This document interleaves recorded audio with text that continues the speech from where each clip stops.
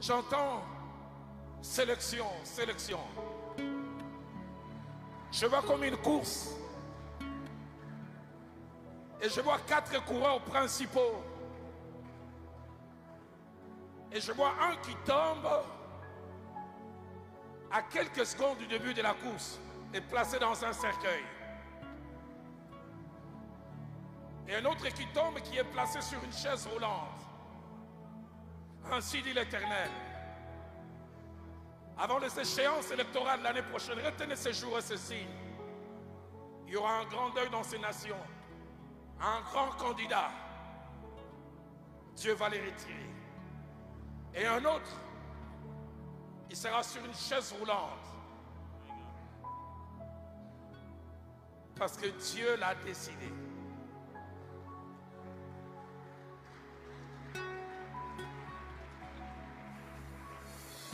C'est Dieu qui sélectionne qui il veut. Selon qu'il est écrit, l'élévation ne vient ni de l'Orient, ni de l'Occident. Mais c'est Dieu.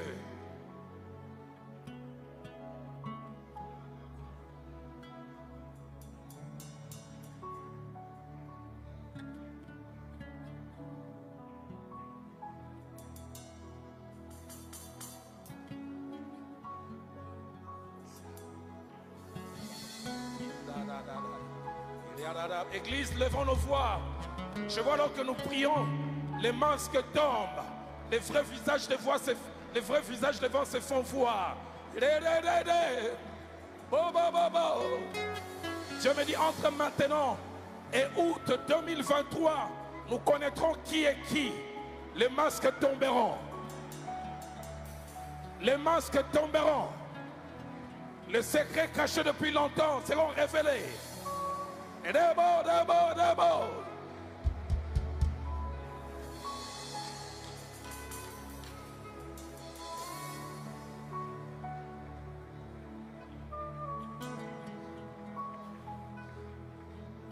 Ainsi dit l'Éternel pour l'église de mon pays. Je vois les chiffres 5. Et il écrit en anglais, months, mois. Dieu me dit de dire à ceux qui provoquent la distraction, parce que c'est le thème qui monte dans mon cœur, qui distrait l'église, qui distrait même les non-chrétiens, il me dit de vous dire arrêtez. Dieu me dit de vous dire ne jouez pas avec les âmes pour lesquelles Christ a payé un si grand prix.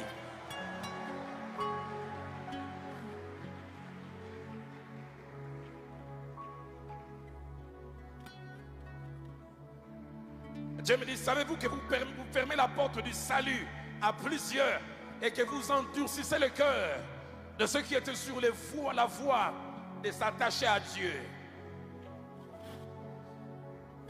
Il revient et me montre 5 mois. Il dit, si vous n'arrêtez pas cette distraction, je ne sais pas ce qu'il va faire.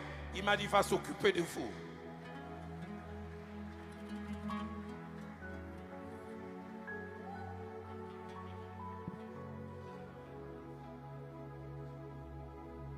Ainsi dit l'Éternel à toi, mon frère, mon jeune frère Mike Kalambay.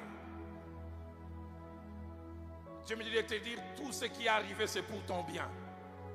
Quand ça montait dans mon cœur, je disais, Seigneur, j'ai un lien avec Mike, je peux le lui dire en coulisses. Il dit, dis-le en public. Il dit, tout ce qui arrive, c'est pour ton bien. Dieu me dit, j'ai voulu plus d'une fois te soigner en privé. J'ai voulu te soigner loin des regards des gens. Mais tu n'as pas écouté, alors j'ai voulu te soigner en public. Mais Dieu me dit, ce qui t'arrive, peut-être un cimetière ou un nouveau départ. C'est à toi de choisir. C'est ta réaction durant ces temps qui fera soit ça soit un nouveau départ. Alors tu connaîtras comme Samson, quand ses cheveux ont repoussé, il a eu plus de victoires après, ou tu seras jamais enterré. Mais il me dit, il t'aime tellement. Je vois une armée de personnes à genoux en train de prier, de pleurer. Mais je vois aussi comme une plaie pleine de pus. Et certains veulent couvrir la plaie. La voix dit non. Il faut enlever les pus. Et je vois, on dit même il faut gratter. Je vois, tu cries. Et puis on dit il faut mettre l'alcool. Dieu me dit tu n'as pas encore eu mal. Les 2 semaines qui viennent, tu auras encore plus mal. Mais cette douleur a comme finalité une renaissance et un nouveau départ.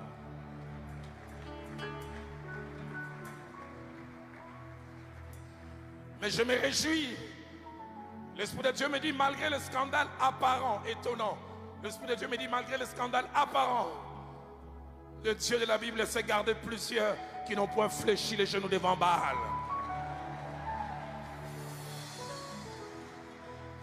Certains ne sont pas devant les médias. Ils ne sont pas connus du grand public. Mais c'est des hommes et des femmes intègres.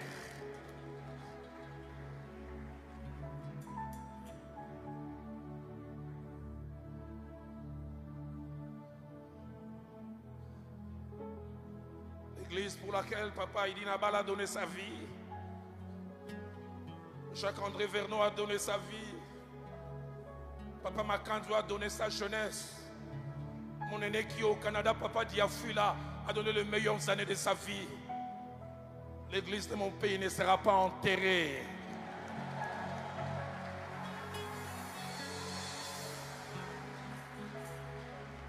Est-ce qu'on peut lever nos mains, bénir cette église?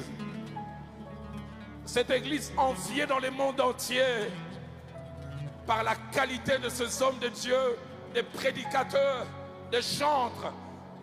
La dodobo seresh, sebo shei, zadadadash.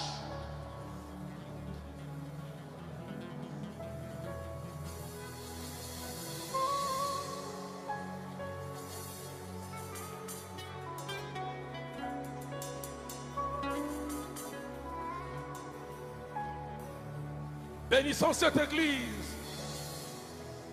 Il avait dit les portes de séjour des morts ne prévaudront point contre cette église.